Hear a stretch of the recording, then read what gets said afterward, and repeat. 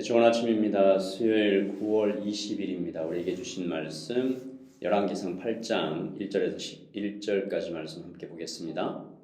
이에 솔로몬이 여호와의 언약궤를 다윗성 곧 시온에서 메어 올리고자 하여 이스라엘 장로와 모든 지파의 우두머리 곧 이스라엘 자손의 족장들을 예루살렘에 있는 자기에게로 소집하니 이스라엘 모든 사람이 다 에다니몰 곧 일곱째 달 절기에 솔로몬 왕에게 모이고 이스라엘 장로들이 다 이름해 제사장들이 궤를 매니라. 여호와의 궤와 회막과 성막 안에 모든 거룩한 기구들을 메고 올라가되 제사장과 레위 사람이 그것들을 메고 올라가매 솔로몬 왕과 그 앞에 모인 이스라엘 회중이 그와 함께 그 궤 앞에 있어 양과 소로 제사를 지냈으니 그 수가 많아 기록할 수도 없고 셀 수도 없었더라. 제사장들이 여호와의 언약궤를 자기의 처소로 메어드렸으니 곧 성전의 내소인 지성소 그룹들의 날개 아래라. 그룹들이 그 궤 처소 위에서 날개를 펴서 궤와 그 채를 덮었는데 채가 길므로 채 끝이 내소 앞 성소에서 보이나 밖에서는 보이지 아니하며 그 채는 오늘까지 그곳에 있으며 그 궤 안에는 두 돌판 외에 아무것도 없으니 이것은 이스라엘 자손이 애굽 땅에서 나온 후 여호와께서 저희와 언약을 맺으실 때에 모세가 호렙에서 그 안에 넣은 것이더라. 제사장이 성소에서 나올 때에 구름이 여호와의 성전에 가득하매 제사장이 그 구름으로 말미암아 능히 서서 섬기지 못하였으니 이는 여호와의 영광이 여호와의 성전에 가득함이었더라. 아멘. 하나님의 말씀입니다. 한번 더 읽으시면서 묵상하시겠습니다.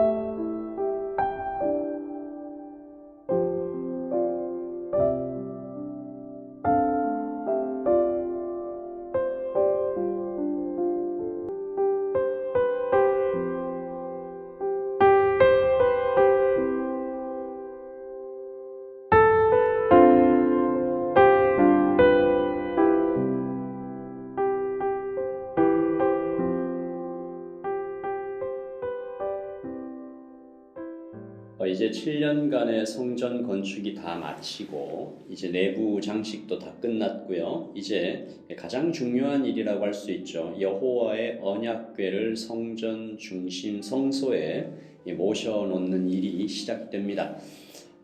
솔로몬의 아버지 다윗은 이 언약궤를 운반하다가 한번 크게 어려움을 겪은 적이 있죠. 이 언약궤를 옮길 때 하나님께서 반드시 레위인이 메고 운반해라. 그리고 손으로 만지면 안 된다라고 말씀하셨는데 이 두 가지를 다 어기게 되는 거죠. 그리고 이 언약궤에 손을 댄 웃사가 이 목숨을 잃는 큰 사건이 발생합니다. 그러면 이제 어떻게 옮겨야 될까? 언약궤를 옮겨서 성소 안에 모셔드리는 것은 아주 큰 영적인 의미를 가지죠. 지금까지 임시적인 장소인 성막에 있었던 언약궤가 이제 완성된 성전 안으로 들어가서 자리를 잡는 그런 영적인 의미를 갖고 있습니다.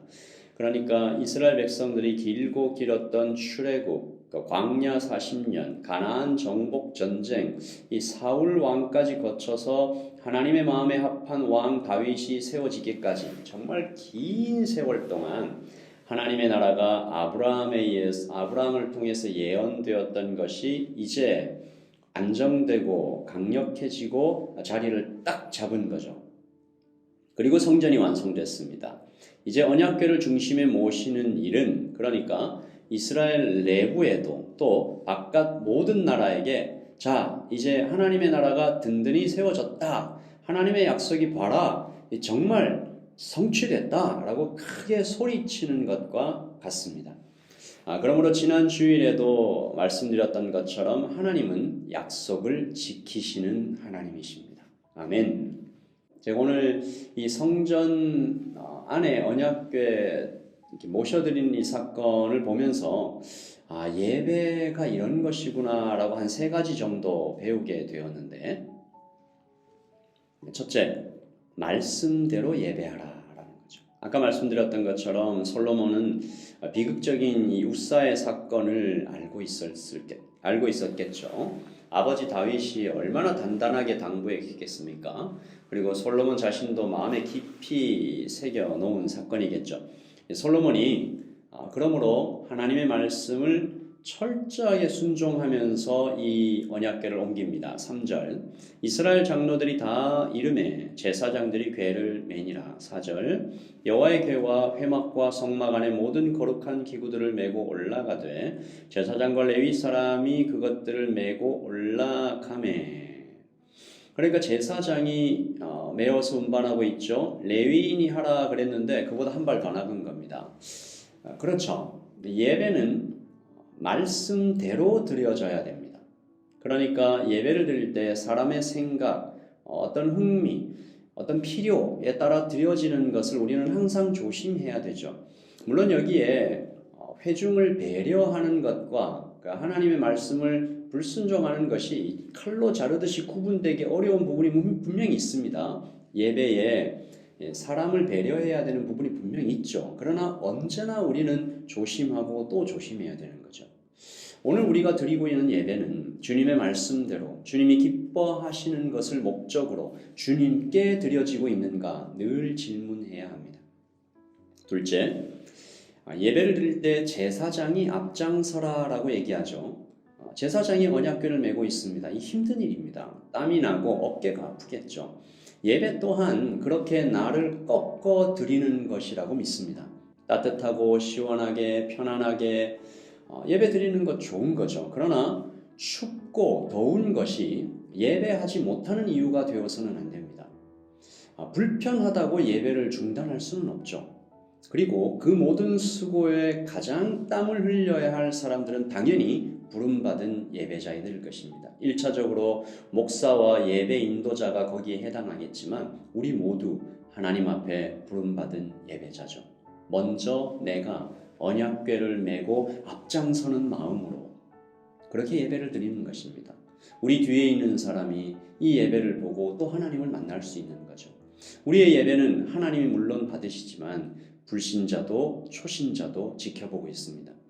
믿음이 연약한 자들에게 가장 강력한 복음의 증거가 저는 예배자의 열정, 예배자의 진심이라고 생각합니다. 내가 예배할 때 그가 하나님을 보는 거죠. 누구를 통해서요? 나를 통해서. 나는 주님만 바라보면서 예배했는데 그 광경을 통해서 하나님께서 그 누군가를 만지시는 일들이 일어납니다.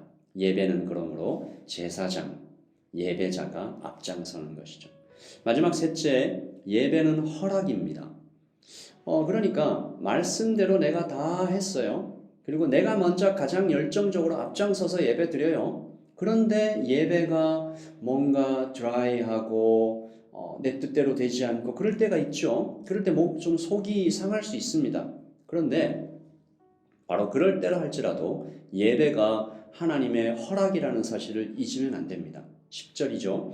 제사장이 성소에서 나올 때에 구름이 여호와의 성전에 가득하매 11절 제사장이 그 구름으로 말미암아 능히 서서 섬기지 못하였으니 이는 여호와의 영광이 여호와의 성전에 가득함이었더라. 하나님의 구름, 임재의 상징인 구름으로 가득 찬 성소가 지금 보입니다. 능히 서서 섬기지 못할 정도로 압도적인 여호와의 영광이 성전에 가득해 있는 모습입니다. 뭐죠 이게? 하나님께서 인정하신 것이죠. 여기에서 나를 예배하는 것을 내가 기뻐한다. 그러니까 하나님의 임재가 가득한 모습입니다. 이런 모습 상상만 해도 너무 좋죠. 정말 제가 언제나 사모하는 장면입니다. 하지만 이것을 거꾸로 생각을 해보면 우리에게 좀 두려움을 주기도 하죠. 그러니까 성전이 아무리 화려하게 지어졌다고 해도 그 예배가 어떤 열정으로 얼마나 화려하게 탁월하게 드려졌다고 해도 그날에 여호와의 영광이 없다면 하나님의 임재가 없다면 쉐키나의 영광이 그 자리에 없다면 다 헛수고죠. 비교해서 대조적으로 소박하고 허름했던 다윗의 장막이라고 해도 그곳에 하나님의 영광이 가득할 때 그곳에 능력이 있는 것입니다. 회복이 있는 것입니다. 그러므로 다시 생각해도 우리가 소망해야 할 것은 하나님의 임재죠. 허락입니다. 우리의 예배를 받아주실 것을 간절히 구하는 거죠. 그리고 허락되었다라는 것을 우리가 믿으며 기뻐 뛰며 예배하는 것이죠. 예배가 여러분 보통 일이 아닙니다. 우리는 예배할 때 살아나게 되죠. 하늘의 축복을 받게 됩니다. 예배할 때 하나님을 더욱 가깝게 체험하죠. 그러므로 오늘 이 아침에 내가 있는 이곳, 내가 하루를 시작하는 이곳, 내가 하루의 대부분을 보내는 그곳이 내가 드리는 예배 현장이 되고 있나? 말씀대로 걸어가고 있나?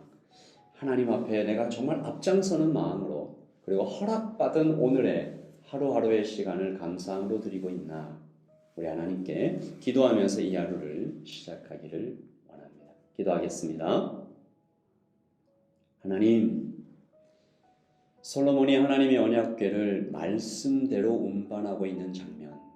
아버지, 우리도 예배를 드릴 때, 하루를 살아갈 때 말과 행동을 주님 앞에서 할 때 주님의 말씀대로 주님이 기뻐하시는 대로 걸어갈 수 있도록 특별히 예배 드릴 때 하나님의 말씀대로 드리고 있는지 늘 조심하게 하시고 그리고 제사장이 앞장서서 예배하였던 것처럼 우리도 예배자인 내가 먼저 믿은 내가 먼저 하나님 앞에 나아가 예배할 수 있도록 그리고 이 예배가 당연한 것이 아니라 허락받은 것임을 알고 감격으로 예배할 수 있도록 우리를 가르쳐 주시고 우리를 변화시켜 주시옵소서. 주님 감사합니다. 오늘도 우리를 예배하게 하시고 하나님 온 천지 만물에 가득해 계신 주님의 임재를 사모하며 걸어갈 수 있도록 하나님 우리를 깨워주시고 붙잡아 주시고 품어주시는 하나님 감사합니다. 오늘도 그렇게 예배하며 또 내일을 기대하며 하나님 안에서 하루를 살아갈 수 있도록 도와주시옵소서. 감사합니다. 예수님의 이름으로 기도합니다. 아멘. 여러분 하나님 앞에서 하나님 안에서 샬롬 하십시오. 샬롬.